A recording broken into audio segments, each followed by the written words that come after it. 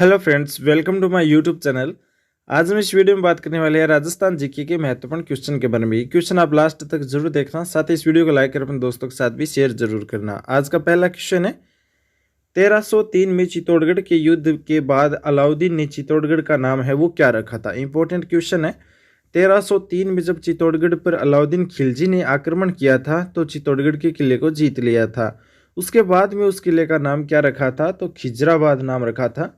याद रखिए, खिजराबाद नाम उस किले का जीतने के बाद रखा गया था।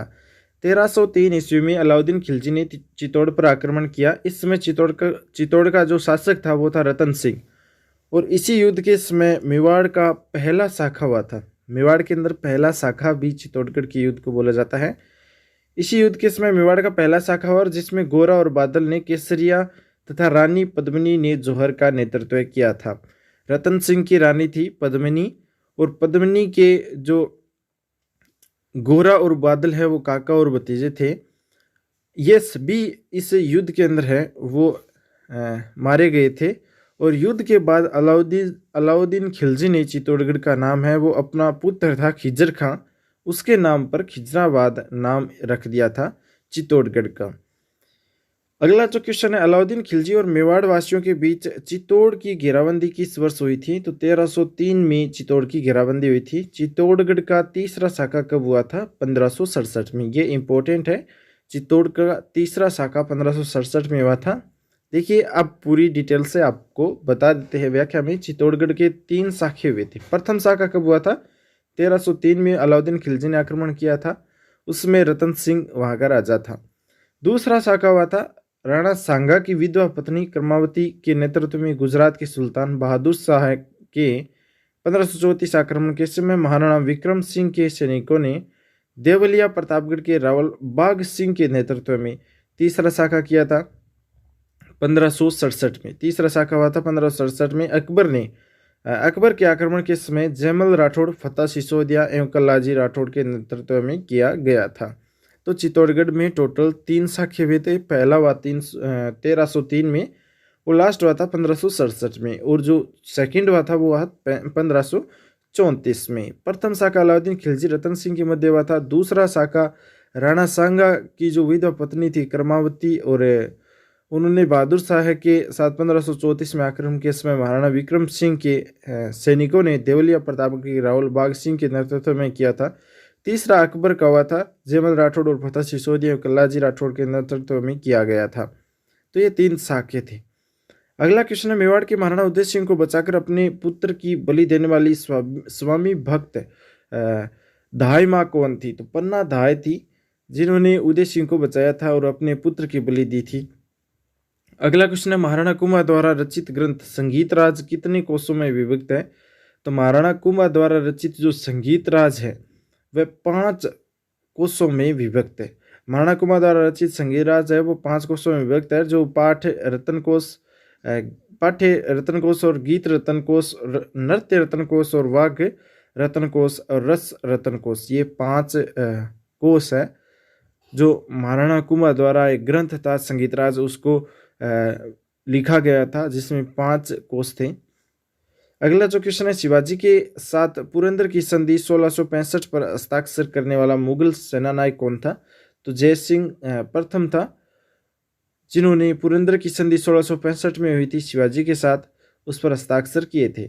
1665 में मिर्जा राजा जय सिंह व शिवाजी के मध्य पुरंदर की संधि हुई। इसके अनुसार शिवाजी ने मुगलों की अधीनता स्वीकार की थी, और संधि यूरोपीय यात्री मानुची की उपस्थिति में की गई थी।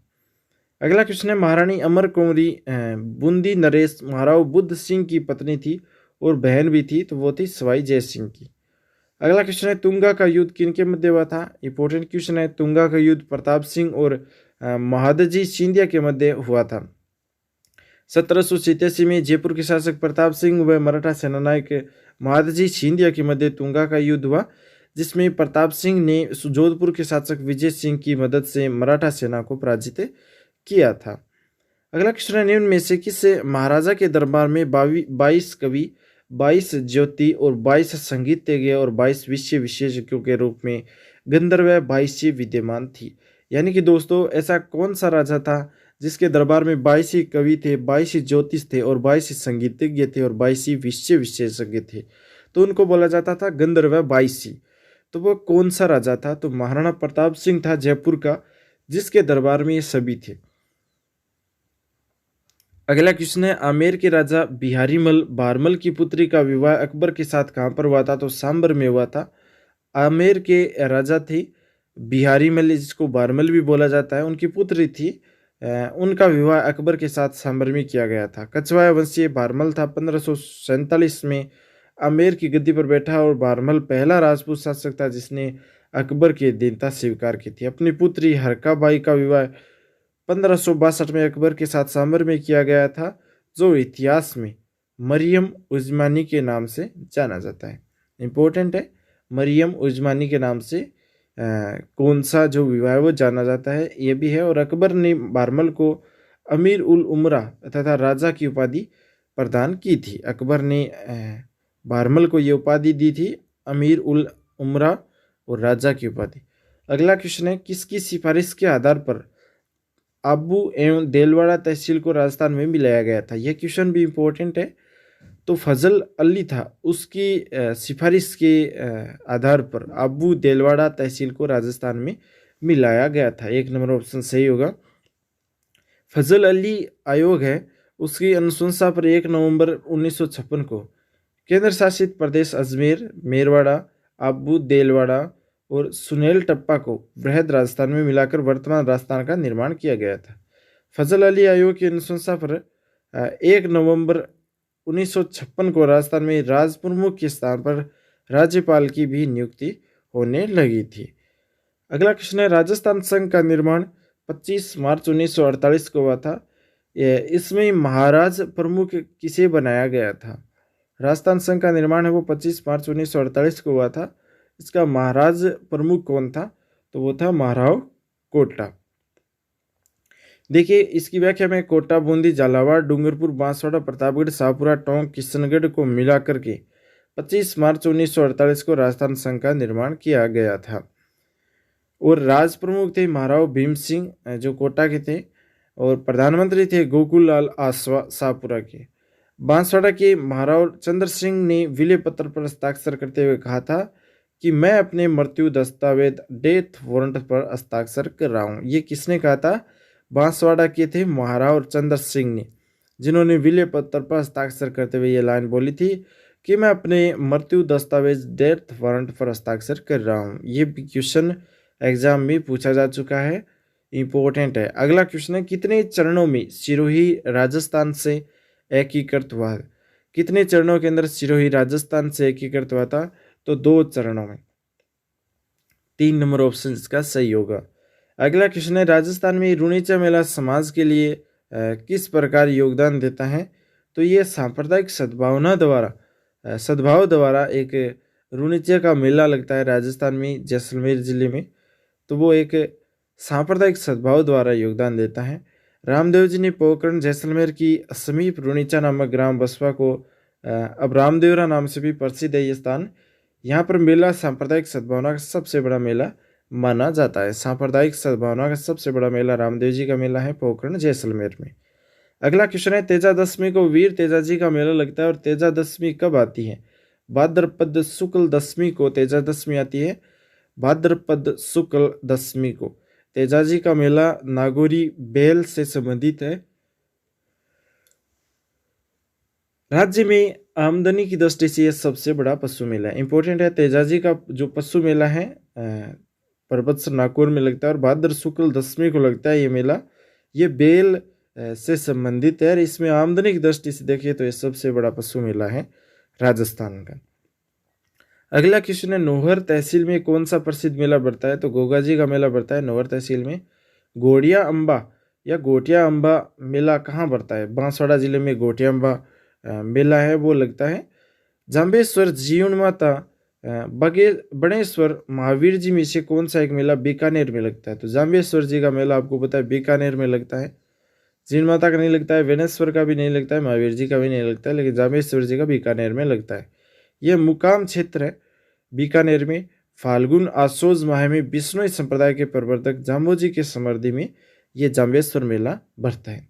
सती प्रथा पर प्रतिबंध लगाने वाली पहली राजपूत रियासत कौन सी थी? तो बूंदी थी सबसे पहली राजपूती रियासत जिसने सती प्रथा पर प्रतिबंध लगाया था। अगला क्वेश्चन है, प्रसिद्ध रामदेव जी का मेला कहाँ पर लगता है? प्रसिद्ध रामदेव जी का मेला रुणिचा रामदेवरा जैसलमेर में लगता है। सबसे बड़ा मेला है सांप्रदायिक सद्भावना का और मारवाड़ का कुंभ भी कहलाता है। मारवाड़ का कुंभ भी कहलाता है।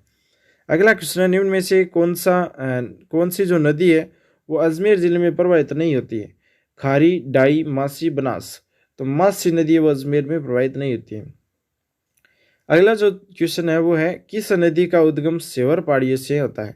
सेवर साबी जो नदी है उसका उद्गम है वो सेवर पहाड़ियों से होता है। सह से सेवर और सह से साबी। सेवर पहाड़ी जयपुर में है और हरियाणा राज्य में प्रवेश करने से पहले यह लगभग 157 किलोमीटर राजस्थान में बहती है। यानी हरियाणा राज्य में प्रवेश करने से पहले यह नदी है वो सेवर की पहाड़ियों से निकल के बाद 157 किलोमीटर राजस्थान में प्रवाहित होती है, उसके बाद में हरियाणा में जाती है। अगला क्वेश्चन है, पूर्ण राजस्थान में बहने वाली सबसे लंबी नदी का नाम क्या है? तो बनास नदी है। बनास नदी राजसमंद जिले में खमनोर की पहाड़ियों से निकलती है। ये राजस्थान की प्रमुख नदी है क्योंकि इसका जो संपूर्ण मार्ग है वो राजस्थान में ही है और इसकी कुल लंबाई है वो 512 किलोमीटर है। राज्य का जल ग्रहण क्षेत्र परसेंट में देखिए, चंबल नदी का है 17.18, बनास का है 24.21 और माही का 9.4%, लूनी का 20.21। बनास का जल ग्रहण क्षेत्र राजस्थान में सबसे अधिक है। अगला क्वेश्चन है, कौन सी नदी सांबर झील में गिरती है? सांबर झील में कौन सी नदी गिरती है? मेंढा नदी। किस स्थान से चंबल नदी राजस्थान राज्य में प्रवेश करती है? तो चौरासीगढ़ से चंबल नदी राजस्थान में प्रवेश करती है। अब देखिए चंबल नदी के बारे में देख लेते हैं। चंबल नदी का उद्गम मध्य प्रदेश में महू के निकट जनापाव की पहाड़ियों से होता है जो विंध्य पर्वत श्रेणी का एक भाग है। यह राजस्थान में चौरासीगढ़ में प्रवेश कर कोटा बूंदी जिलों की सीमा बनाती है और तत्पश्चात सवाई माधोपुर कोटा की सीमा बनाते हुए राजस्थान मध्य प्रदेश की सीमा के साथ प्रवाहित होती हुई अंत में उत्तर प्रदेश के इटावा जिले में मुरादगंज के समीप यमुना नदी में मिल जाती है। तो ये चंबल नदी है, ये चौरासीगढ़ राजस्थान में प्रवेश करती है और ये बाद में राजस्थान से निकलने के बाद ये इटावा में जाती है उत्तर प्रदेश में और वहाँ पर यमुना नदी के अंदर ये मिल जाती है। तो ये यमुना नदी की सहायक नदी भी हो गई। अगला क्वेश्चन है, निम्नलिखित में से कौन सा एक सुमेलित नहीं है? लूणी जवाई बेसिन है वो गोंडवाना प्रदेश सही है। चंबल बेसिन उत्खात भूमि ये भी सही है। तो ये दोनों सही है। अगला जो क्वेश्चन है, वर्ष 2019 में राजस्थान की निम्न में से कौन सी झील बड़ी तादाद में पक्षियों की मृत्यु को लेकर समाचार में रही है? तो सांबर जो झील है वहाँ पर पक्षियों की मृत्यु है वो सबसे ज़्यादा हुई थी वर्ष 2019 में और क्वेश्चन 2022 में पूछा गया है। तो ये इम्पोर्टेंट है। अगला क्वेश्चन है, राजस्थान की निम्नलिखित झीलों में से कौन सी राष्ट्रीय झील संरक्षण कार्यक्रम के अंतर्गत नहीं आती है? तो कोलायत झील नहीं आती है। 4 नंबर ऑप्शन इसका सही होगा। अगला क्वेश्चन है, मेजा बांध किस नदी पर है? तो मेजा बांध कोठारी नदी पर है, भीलवाड़ा में। याद रखिए आप, इम्पोर्टेंट है। 1 नंबर ऑप्शन सही होगा, कोठारी नदी। बजाज सागर बांध किस नदी पर है? बजाज सागर माही नदी पर बांध बनाया गया है। 3 नंबर ऑप्शन इसका सही होगा। अगला क्वेश्चन, निम्न में से कौन सी नदी सांबर झील में मिलती है? सांबर झील में कौन सी नदी मिलती है? तो जो मेंढा नदी है ये सांबर झील में मिलती है। 4 नंबर ऑप्शन इसका सही होगा। अगला क्वेश्चन है, राणा प्रताप सागर बांध राजस्थान के किस जिले में स्थित है? तो राणा प्रताप सागर बांध है वो राजस्थान के चित्तौड़गढ़ जिले में स्थित है। 2 नंबर ऑप्शन इसका सही होगा। अगला क्वेश्चन है, नक्की झील कहाँ पर अवस्थित है? तो नक्की झील माउंट आबू में अवस्थित है। 1 नंबर ऑप्शन इसका सही होगा। निम्नलिखित झीलों में से कौन सी झील राष्ट्रीय झील संरक्षण कार्यक्रम NLCP के अंतर्गत नहीं आती है? तो वह है बजाज सागर। 4 नंबर ऑप्शन इसका सही होगा, जो NLCP के अंतर्गत नहीं आती है। अगला जो क्वेश्चन है वो है दोस्तों, राजस्थान में वन मंडलों की संख्या कितनी है? इंपॉर्टेंट है। वन मंडल 12 है। एक तो देखिए जयपुर है, जोधपुर है, कोटा है, उदयपुर, अजमेर, भरतपुर, टोंक, बूंदी, झालावाड़, चित्तौड़गढ़, सिरोही, बांसवाड़ा क्षेत्र की दृष्टि से सबसे बड़ा मंडल जोधपुर का है और सर्वाधिक वन क्षेत्र की बात करें तो उदयपुर में है। तो 12 मंडल हैं राजस्थान के अंदर। ये क्वेश्चन इंपॉर्टेंट है। राजस्थान में शुष्क सागवान वन कहाँ पर पाए जाते हैं? शुष्क सागवान वन जो दक्षिणी राजस्थान है, एकदम दक्षिण में डूंगरपुर बांसवाड़ा में, वहाँ पर शुष्क सागवान वन है वो पाए जाते हैं। ये वन चित्तौड़गढ़, प्रतापगढ़, बांसवाड़ा, डूंगरपुर, राजसमंद, कोटा, 12 जिलों में पाई जाती है। यहाँ पर वार्षिक वर्षा है वो 75 से 110 सेमी तक होती है। और राज्य में शुष्क सागवान के वृक्ष से राज्य के दक्षिणी भाग में 75 से 110 सेमी वर्षा वाले भागों में पाए जाते हैं। इसका विस्तार मुख्यतः बांसवाड़ा, डूंगरपुर, कोटा, बारां, झालावाड़ जिले में है। और सागवान के वृक्षारोपण हेतु सर्वाधिक उपयोग क्षेत्र है वह बांसवाड़ा और उदयपुर सागवान के वनों के लिए। अगला क्वेश्चन है, राजस्थान का लगभग कितने प्रतिशत भौगोलिक भाग वनाच्छादित है? वन से आच्छादित है 7 से 9%, वर्तमान में 9.63% है। दामन करड़ अंजन ये क्या है? दामन करड़ अंजन ये सब क्या है? तो ये राजस्थान की घास, राजस्थान की घास है दामन करड़ और अंजन। देखिए और भी घास है राजस्थान के अंदर, बहुत सारे घास है जिसमें सबसे पहली है वो मूंज है, जिसको सिरकनिया भी बोलते हैं। मूंज जो एक राजस्थान की घास है। सेवण है, मूरण है, भूर है, दामन है, कूरी है, बुई है, खुस है, रोटिया है, खस है, मोथिया है, अंजर है और खावल है, चिंबर है आदि घास पाई जाती है राजस्थान में। रखत, कांकड़, डांग और रुद्र ये सभी क्या है? ये वनों के संरक्षण से संबंधित है। रखत, कांगड़, डांग, रुद्र ये सभी वन को संरक्षित करने के लिए इनका उपयोग किया जाता है। तो दोस्तों आज के ये महत्वपूर्ण क्वेश्चन थे। ये क्वेश्चन आपको अच्छे लगे हो तो वीडियो लाइक कर अपने दोस्तों के साथ शेयर ज़रूर करना। और साथ ही आप इसी तरह के क्वेश्चन देखना चाहते हैं अलग अलग टॉपिक वाइज या मिक्स में, किसी भी तरह से आप इम्पोर्टेंट क्वेश्चन देखना चाहते हैं राजस्थान जीके के, तो चैनल सब्सक्राइब जरूर कर लें। Thanks for watching. आपका दिन शुभ हो।